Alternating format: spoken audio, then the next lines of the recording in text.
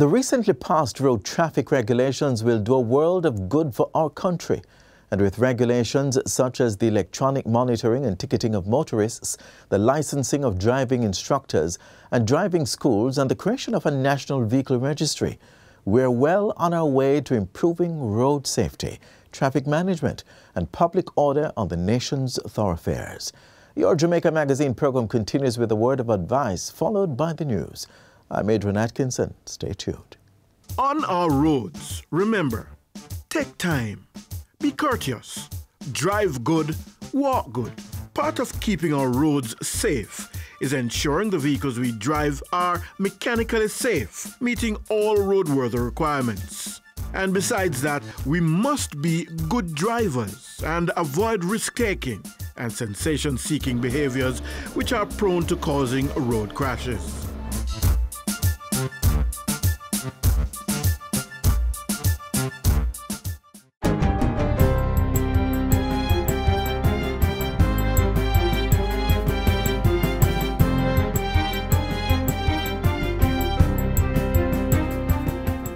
Good day, I'm Stephen McHugh, and this is your JIS News for Monday, July 11, 2022.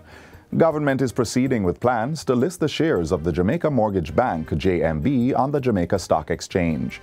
Prime Minister Andrew Holness, who gave the commitment Friday, said the move will allow ordinary Jamaicans to own a piece of the profitable statutory body.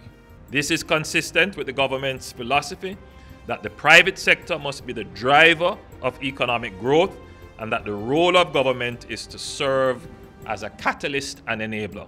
The Prime Minister was speaking at the ribbon-cutting ceremony for the 30-unit JMB-financed Forest Gates development in Red Hill, St. Andrew. The complex boasts 29 1-, 2-, and 3-bedroom apartments and a townhouse with several amenities, including 24-hour security, water storage tanks, pool, gym, and recreational area. It's one of 20 projects worth $8.8 billion that are currently being managed by the JMB. The core function of the Jamaica Mortgage Bank is to on-lend to developers and financial institutions and provide secondary mortgages. Over 1,200 residents in and around the Middle Quarters community in St. Elizabeth will benefit from the recently commissioned Luana Pipeline project. Approximately 150 kilometers of pipelines were laid to serve several elevated areas that are now receiving piped water. The cost of the project is $113 million.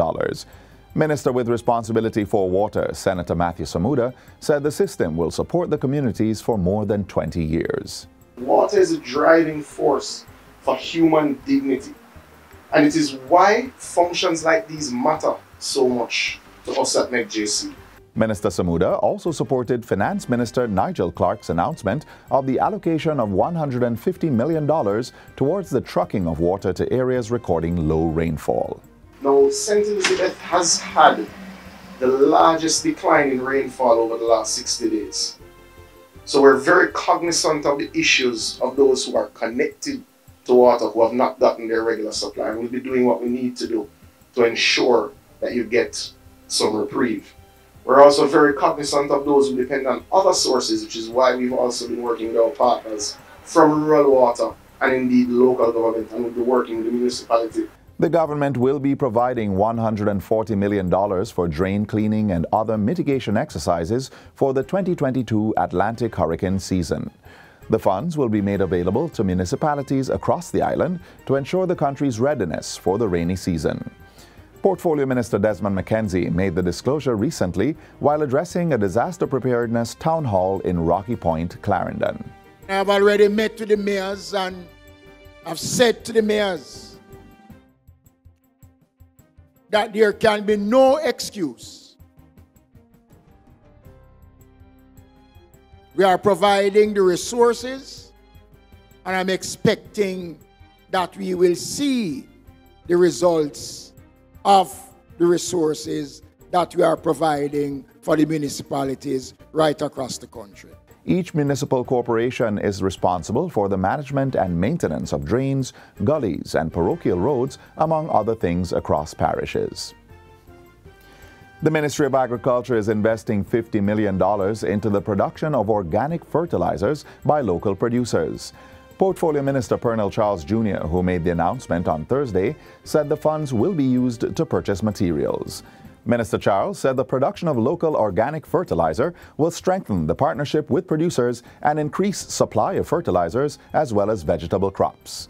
Through RADA, we are going to be expanding the training program on composting to encourage farmers to use local materials and farm waste to compost and reduce the reliance on chemical fertilizers. Minister Charles Jr. was addressing the inaugural Farming as a Business conference staged by the Jamaica Organic Agriculture Movement. Payment is expected to begin in short order to verify public passenger vehicle (PPV) operators under the Gas Relief Grant. Finance Minister Dr. Nigel Clark says this will be done for owners of contract carriages and route taxi vehicles whose PPV licenses are paid up. The grant provision is in the amount of $25,000, and so far 3,000 applications have been received since June 20. I encourage those PPV operators, licensees, who have not yet signed up to do so. Applications or opportunities to sign up will be accepted until the end of August. The gas relief grant will cost the government $600 million, benefiting approximately 17,000 PPV operators. It was introduced to ease the impact of rising fuel costs in the sector. And finally, Prime Minister Andrew Holness led tributes to late former Japanese Prime Minister Shinzo Abe, who was shot and killed on Friday. Mr. Abe, who was Japan's longest-serving Prime Minister, was shot while giving a speech at a political rally in Nara. The 67-year-old later succumbed to his injuries in hospital. In a tweet, Prime Minister Holness described Mr. Abe as a friend of Jamaica and one of the world's most gracious leaders.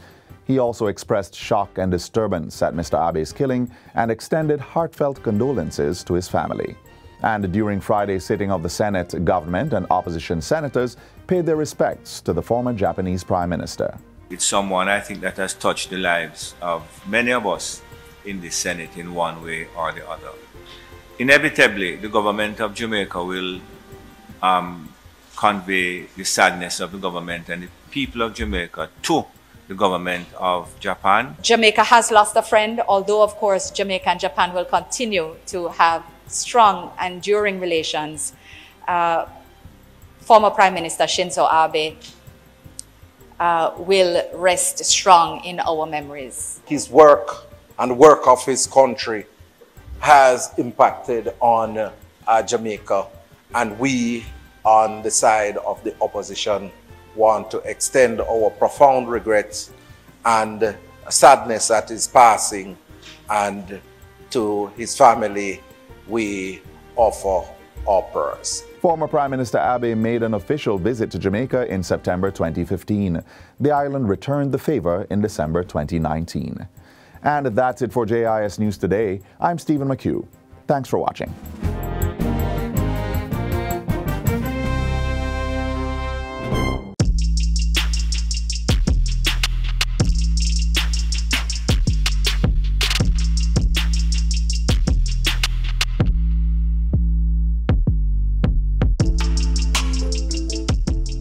The travel file application was created by the Transport Authority for the protection of the commuting public. Please download the travel file application on the Google Play Store or the Apple iOS Store. Once you download the application, put in your phone number, register the application under your phone number, and then you'll be able to verify the license plate that you're going in. Once you verify the license plate and the information of the vehicle, you will then be able to share that trip of the vehicle that you're in. And if there is difficulty on the trip, you then will be able to push a panic button and share your location with others as well. Download the application, give us our feedback at customerservice@ta.org.jm. Don't forget, it's free to download, free to use. As we join the rest of the globe in observation of World Population Day, we look at a government entity that's funding housing development on the island. Shelter, one of humans' most basic needs. While many persons have access to housing, only a few have accomplished the goal of home ownership. That's why government through the Jamaica Mortgage Bank is ensuring that even more Jamaicans can lay claim to a piece of the rock.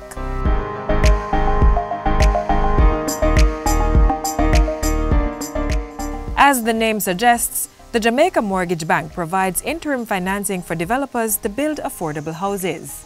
Established in June 1971 as a private liability company, the bank was converted in 1973 to a statutory corporation.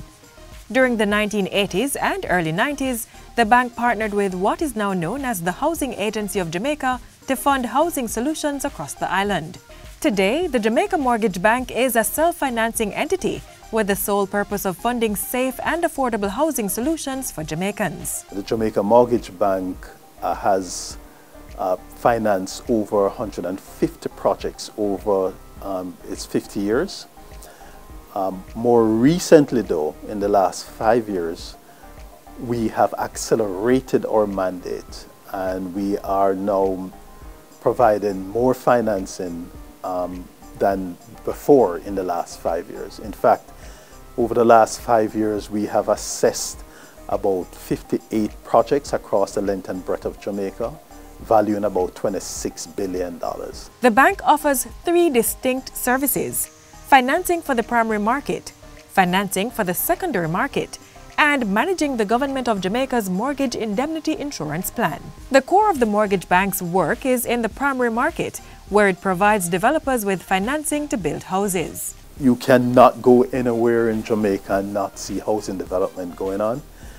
And that's only because there's such a huge gap between the number of starts compared to the demand. And in addition to that, we know that it's a low-hanging fruit in terms of investments for developers. They enjoy a very healthy return on equity and return on investment. So what we're seeing is that development in terms of returns compete with only the stock market. In the secondary market, the bank offers a pool of funds to financial institutions who then on-lend to potential homeowners at an affordable rate. And through the Mortgage Indemnity Insurance Plan, the bank provides an entry point for developers to get into the housing market. We insure the risk that mortgage lenders do not want to take in terms of the percentage of loan to an individual. Once that is insured, then the potential purchaser of a house has a lower down payment, and so they can get into housing much quicker. We think that's a very innovative plan for Jamaica, and we have seen a significant increase in the number of financial institutions that is using that tool to get individuals into houses much faster. A developer seeking financing for their project may call the Jamaica Mortgage Bank or visit its website to ascertain the requirements for a loan. We have a checklist of about 27 items. It sounds a lot, but it's not that onerous. It is information that you would have to provide to any financial institution in which you want to access a loan. But some of the primary things that we look at is a drawing. We look at the approvals from the municipal corporations. We look at approvals from NEPA if it is required. We look at approvals from the fire, water if required. We also look at the costs. We look at the marketing because that is critical. A financial feasibility project document is generated, which is run through the Jamaica Mortgage Bank's credit model. From there, a rating and pricing is attached to the project. Securitization and mobilization are the next steps once an agreement is reached between the developer and the bank. Most developers will tell you that we behave like a private sector company. Our process is extremely efficient. In fact, from the time of submitting the documentation that are required to the time of approval, once a project is deemed to be feasible, could take 1 month. The first word I have to say is really awesome. We first approached the mortgage bank in, I think it was November of 2019, and immediately we were introduced to their technical staff that brought us right through the process.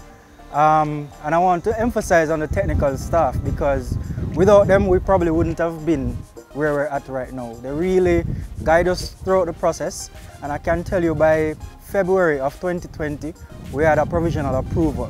The Jamaica Mortgage Bank has been very interactive and cooperative, and we have been partners for the last over a decade. We are seeing the ordinary person getting into housing development. We have seen an increase in women in development. We have seen pastors, we have seen people who have had other careers getting into housing development. And I think all of that combined is contributing to the increase in volume that we're seeing in terms of housing. It's pragmatic advice based on profitability for the project and tweaking the design that the consumer can accept and appreciate it. And if them tell you something, that is how it goes. You understand? They're very factual and straightforward. And that's what you need. And reliable. Reliability is what is needed in this industry. Each project is looked on an individual basis and priced accordingly. But we are extremely competitive in terms of our interest rates. We also have a discounted rate based on whether or not that project is considered a green project, whether there's water harvesting, whether or not there might be solar panels. Persons wishing to access the bank's mortgage indemnity insurance plan will have to go through their mortgage lending institution. Here's how it works. A potential homeowner is seeking a $10 million loan. The mortgage institution is only willing to lend 90% of the loan, leaving the 10% or $1 million for the mortgagee. If the potential homeowner is unable to come up with a down payment, the Jamaica Mortgage Bank steps in, providing insurance for the remaining loan amount. That way, should the mortgagee default on the loan, the mortgage bank will reimburse the lending institution the 10%. So, if you're looking to finance your housing development, the mortgage bank is here to assist, to help you, to hold your hands, and to help you accomplish your objective.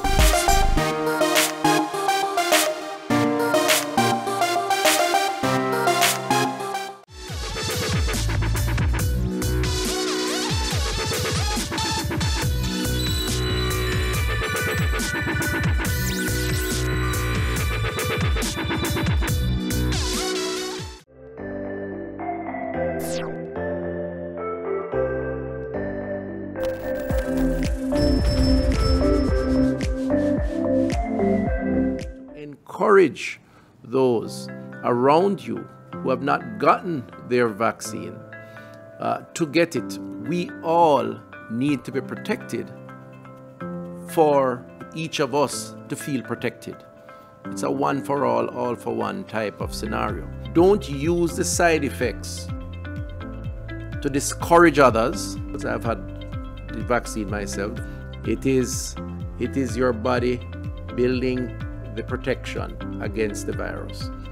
And so interpret the side effects as a positive thing. Don't use the side effects to not take the second dose. To achieve the full protection, you need the second dose.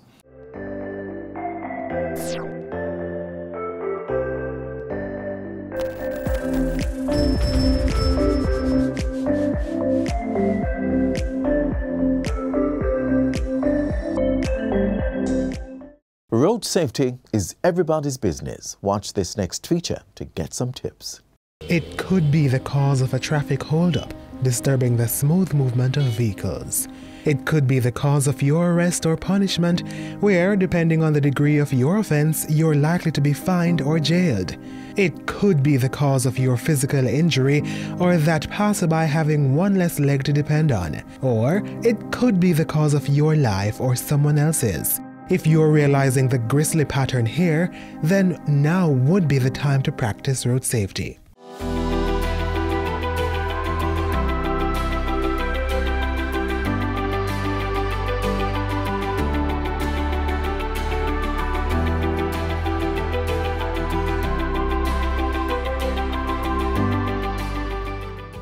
Road safety implies that measures are in place to limit or prevent road crashes or injuries to users of these thoroughfares. Road users include motorists, vehicle passengers, motorcyclists, and pedestrians. Measures for their safety include things like road signs, road codes, or even physical infrastructure.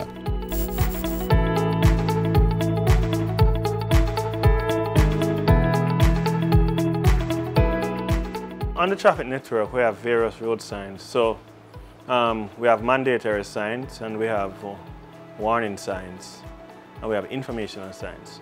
So the warning signs are basically those signs that tell you that there is some impediment ahead, there is some issues ahead. So you'll see those are normally in the yellow and the black. So they will tell you that there's a traffic light ahead, there's an intersection ahead, there is a corner ahead, and there are other physical features ahead, or bridge, etc. We have the mandatory signs. These are signs that must be obeyed. If you disobey them, just know that you will be issued a traffic ticket. Those signs are normally red. They normally have a red in them. So keep your money in your pocket by obeying those red signs. So they are normally red and white or red, white and black. So that's the common feature of those. Then you will see the signs that are informational. Some of them are blue, some are green. Those just tell you where you must go, how many kilometers away you are from a particular township or location.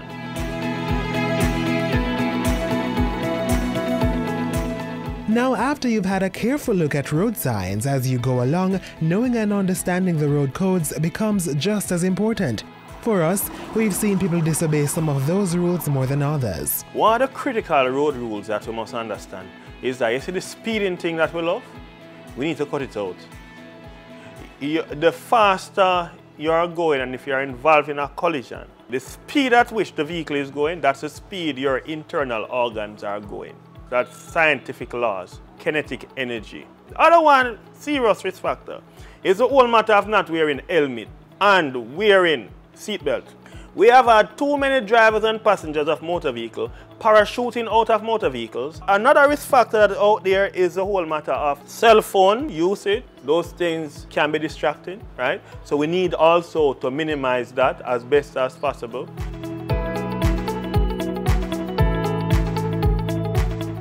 Physical infrastructures have also been implemented to ensure a safer passage on our roadways.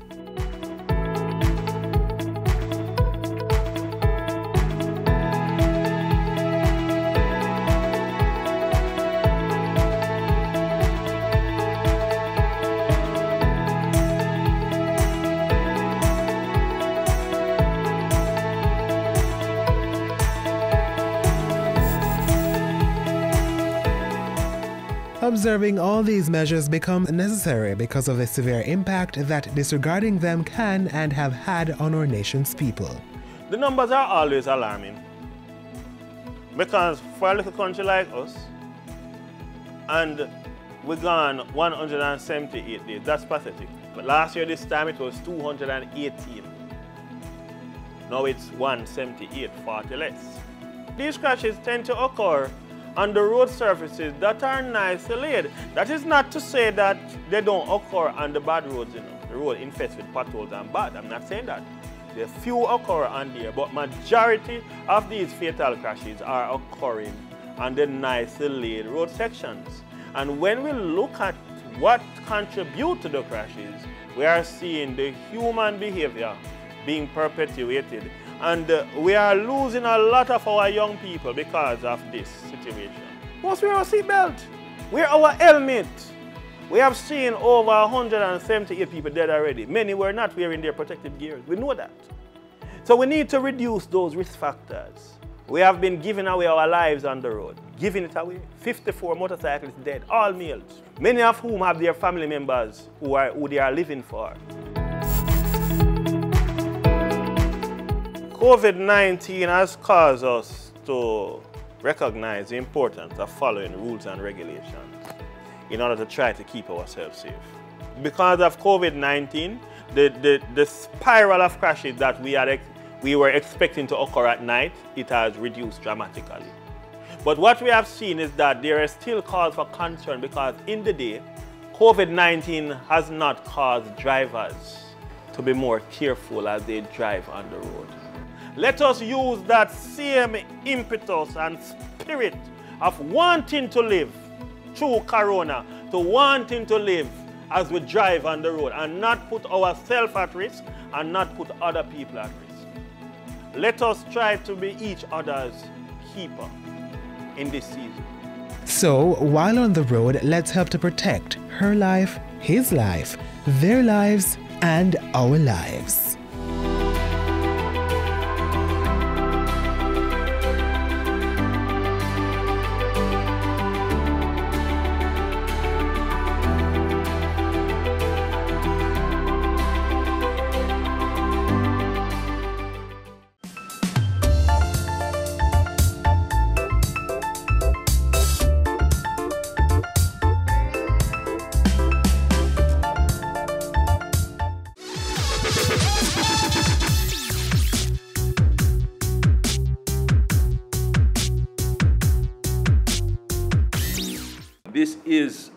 a milestone achievement for the government and for Jamaica.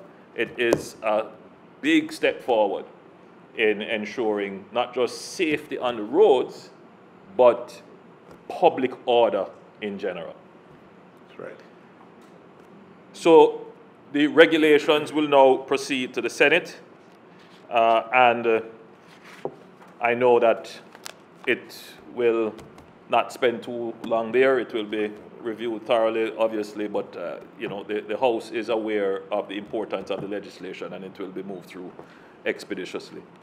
The Road Traffic Regulations 2022 contains 299 regulations. 299 regulations. So it is clear that the lawmakers and the technical experts would have gone even to minutia in looking at the issues affecting road safety, traffic management, and public order.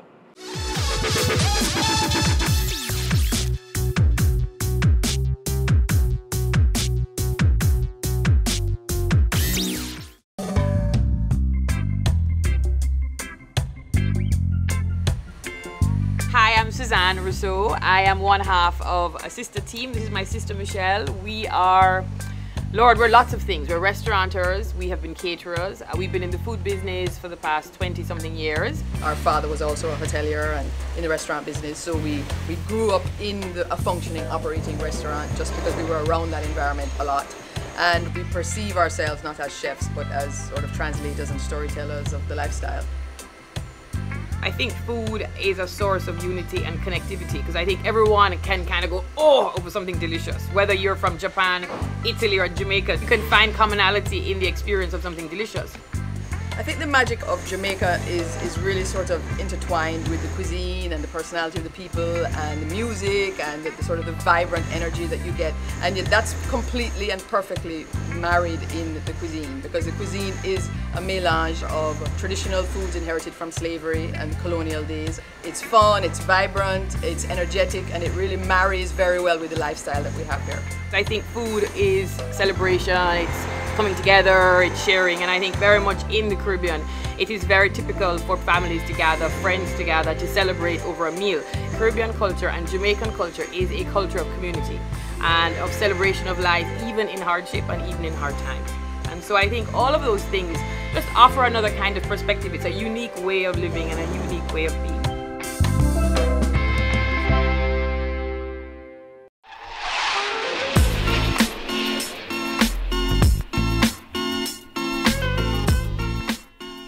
And that's all the time we have left on this station. Be sure to catch up with us on gis.gov.jm, via email at jamaicamagazine@gis.gov.jm, or download our mobile app from your phone's app store.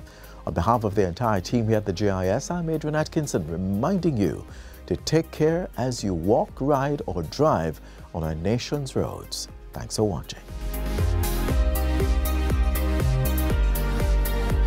This has been a production of the Jamaica Information Service, the voice of Jamaica.